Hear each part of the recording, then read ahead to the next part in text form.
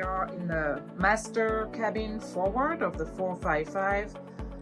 Really spacious cabin here. I opened the drawers to show you how much storage there is as well. Under the bed there is a really spacious hanging locker and cabinetry here. On starboard, hanging locker, nice and deep. There's a nice shoe cabinet here, or maybe a laundry storage. And more storage here with some drawers that pull out. Nice and deep. Lots and lots of storage in this cabin. And then you have access to your head and shower here. Separate shower with a lot of headroom. And again, some convenient doors here for storage. Nice light here on the mirror for getting ready in the morning, and more storage here.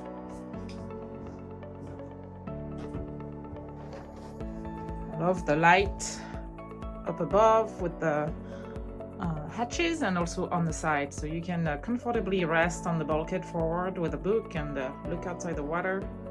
And again, a big bed here as well. So let's move aft. What do we have? We have 2 cabins aft here in this owner's version. Identical cabins, very spacious.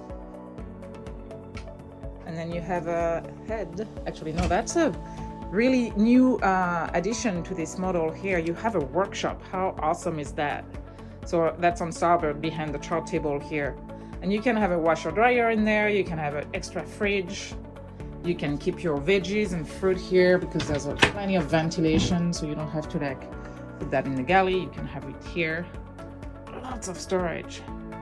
Never enough storage on a boat, and they really answered that on the 455.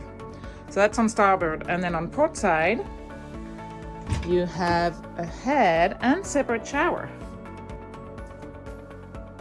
So really, really big, and they did a good job with the material as well. Super easy to clean, and a dry head. And again, lots of storage like you have forward. So a job well done on the 455.